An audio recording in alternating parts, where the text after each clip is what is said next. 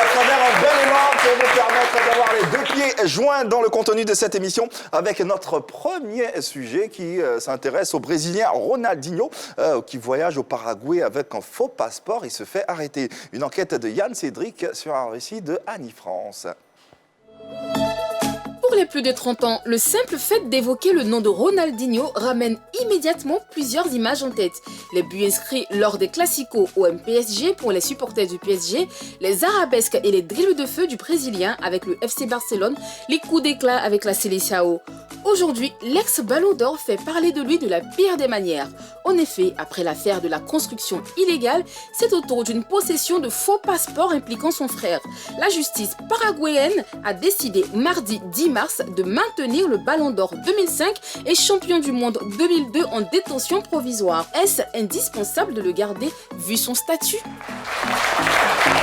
Le premier sujet de ce numéro de Plus Polémique s'intéresse à Ronaldo de Assis Moreira, dit Ronaldinho, qui a été arrêté le 6 mars dernier en compagnie de son frère Roberto, 49 ans, ancien joueur lui aussi.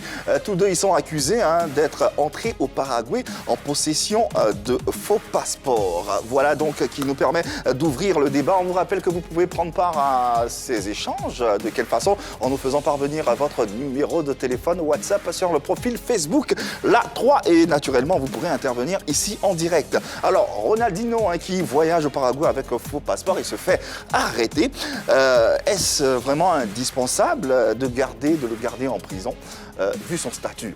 Ronaldinho quand même, Ballon d'Or 2005, c'est pas n'importe qui. Voilà, tu as bien étalé. Pour moi, c'est pas indispensable de le garder parce que c'est quand même Ronaldinho. C'est vrai qu'il n'est pas au-dessus de la loi, mais il se rendait au Paraguay pour une bonne œuvre. La dédicace d'un livre et ensuite pour des œuvres caritatives. Donc c'était déjà un acte à saluer. Il avait pleine conscience qu'il ne pouvait pas voyager sans son passeport brésilien qui lui a été retiré.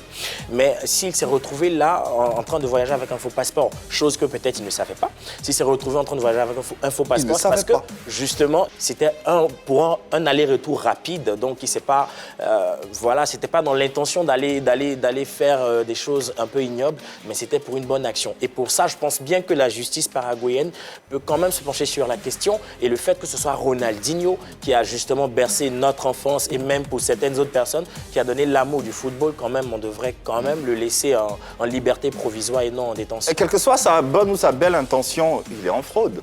Justement. Oui, Agnès Dago. Je l'ai dit, quelle que soit la raison pour laquelle il allait là-bas, il est en fraude. Et comme tu l'as dit, personne n'est au-dessus de la loi. Et footballeur, c'est pas, en plus ex-footballeur, c'est pas une fonction qui fait que tu peux pas aller en prison. Moi, j'ai rien contre lui, mais je dis, il a merdé.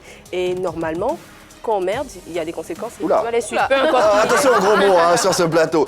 Mais Eunice, après tout, c'est quand même un ambassadeur de son pays. C'est quelqu'un qui représente le Brésil partout où il passe. Donc il aurait dû faire attention. Ouais. Il aurait dû faire attention parce que, qu'on le veuille ou non, il avait conscience qu'il avait déjà des problèmes avec la justice brésilienne.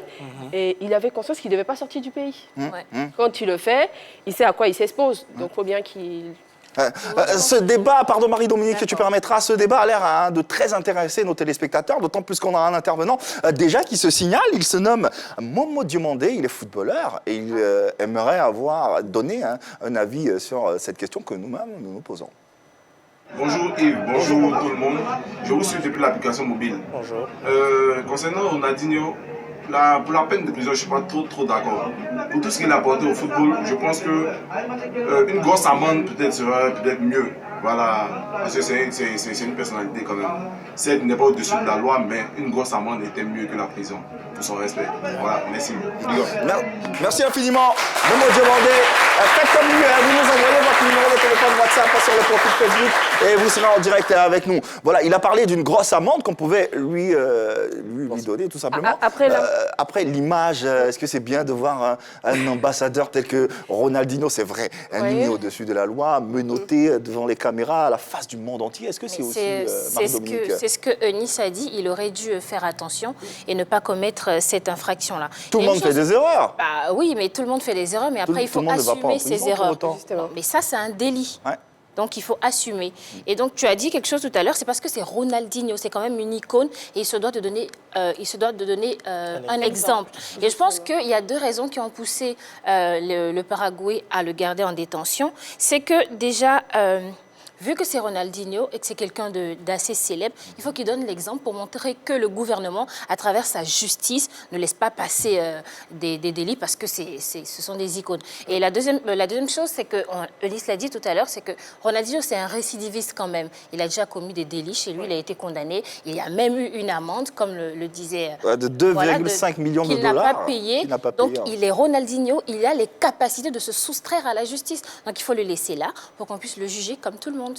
Il y a des antécédents, hein, Annie France, avec Ronaldinho, qui a des soucis avec la justice brésilienne. C'est bizarre quand même, celui que tout le monde a vu briller pendant le Mondial 2002 face à l'Angleterre avec Beckham, qui aujourd'hui devient celui qui glisse, qui n'arrête pas de tomber et qui est dans les abîmes. C'est complètement désolant. Oui, Ronaldinho a une affaire en justice au Brésil, mais jusqu'à présent, on n'a aucune suite. S'est-il enfui? Est-ce que la justice brésilienne a décidé... Non, il n'a pas payé. Justement, la justice brésilienne a décidé de classer le dossier. On ne sait pas. Encore une fois, il arrive au Paraguay, il fait pareil. Non seulement c'est Ronaldinho, il doit servir d'exemple, comme tu as dit tout à l'heure, mais en plus, le juge en charge de cette affaire a déclaré qu'il y avait des manias paraguayens qui étaient impliqués dans cette histoire de faux passeports. Donc, pour lui, il a vraiment envie de mettre la main sur toutes ces personnes-là, parce qu'il a envie si tu veux, il a envie d'assainir. Il a envie d'assainir un peu tout ce qui se passe dans les tréfonds de son pays. Je pense que c'est noble quand même. Et puis c'est Ronaldinho, il doit donner l'exemple, il ne peut pas dire qu'il ne savait pas. Est-ce que c'est le meilleur moyen que de l'enfermer? On pouvait par exemple le laisser en résidence surveillée. Après... Ça aurait été un peu plus agréable pour son image. Eunice Zounan, oui. Moi, je dis que c'est un nani. C'est un nani. Parce qu'il n'a pas payé l'amende. Il n'a pas payé l'amende. De 2 millions 500. Oui, de 2 millions 500. Quand on donne une amende, c'est en fonction de ce que tu gagnes. Voilà. C'est en fonction de ce que tu gagnes. Eh oui, elle a raison. On te demande l'amende. Donc, il est capable de payer. Il a refusé de payer. Et aujourd'hui, il se retrouve dans les problèmes. C'est un nani. Et pour ajouter à ce que Nice dit, c'est la raison pour laquelle son passeport brésilien a été confisqué. Effectivement, Yves, son passeport brésilien est confisqué. Là, on dit qu'il vient de falsifier un passeport. On lui retire son passeport naturellement. Donc, ça veut dire que Ronaldinho ne pouvait plus voyager. Alors, moi, je trouve que la justice paraguayenne est partie à aller un peu trop fort. On pouvait juste lui permettre une liberté provisoire. Il payait juste une caution et le temps de faire des enquêtes. Mais il a déjà une amende qu'il n'a pas payée. Là, il est en prison. Il est avec des...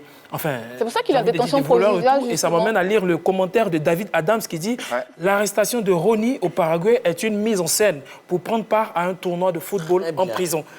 C'est David Adams qui le dit sur donc la page. on le maintient en prison pour prendre part à un tournoi. Effectivement. Se passer dans la prison. Après, il n'est pas obligé de participer à ce tournoi. Non, mais il sera obligé de participer justement parce que sa participation à ce tournoi, va donner un peu plus de visibilité au tournoi organisé par la prison. Et puis, ça peut jouer en sa faveur. Ça peut jouer en sa libération, justement. Sachant qu'il a un tournoi de foot organisé en prison, ça joue en ta faveur pour te libérer. On sait que depuis qu'il a arrêté sa carrière, il s'est adonné au foot de salle. Et ça, il le fait tellement bien. On le connaît pour ça. On le connaît son amour pour le ballon rond. Donc, c'est justement un appât, en fait. Moi, je pense que c'est un appât. Il est dommage qu'il ait mordu à l'hameçon. Attends, ce que je comprends. Non, moi, je ne suis pas d'accord.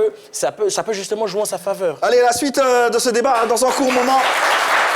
Maintenant, sans vous rappeler tout de même le deuxième sujet de cette deuxième partie d'émission, on va parler de Adama Daiko qui a ironisé sur le coronavirus au nom de l'humour. Peut-on rire de tout?